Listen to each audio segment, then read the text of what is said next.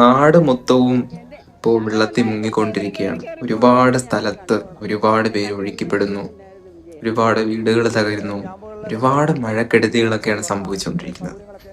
പക്ഷെ ഇതുവരെ കേരളത്തിന്റെ മുഖ്യമന്ത്രി ഇതിനെപ്പറ്റി വലുതായിട്ടൊന്നും സംസാരിച്ചിട്ടില്ല. വേണ്ട നടപടികൾ പോലും സ്വീകരിച്ചിട്ടില്ല.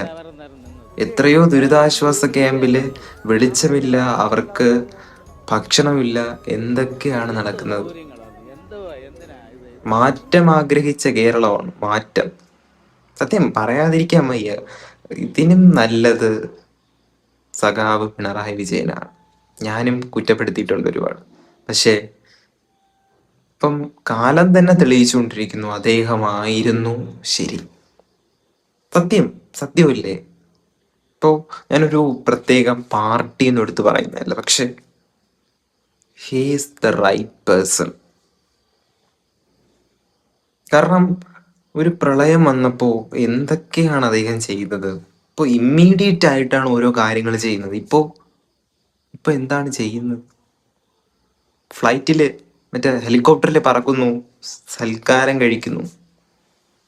This is the chief minister of Kerala. വളരെ പരിതാപകരമാണ്. സത്യം ഉള്ള കാര്യം പറയാമല്ലോ, വളരെ പരിതാപകരമാണ്.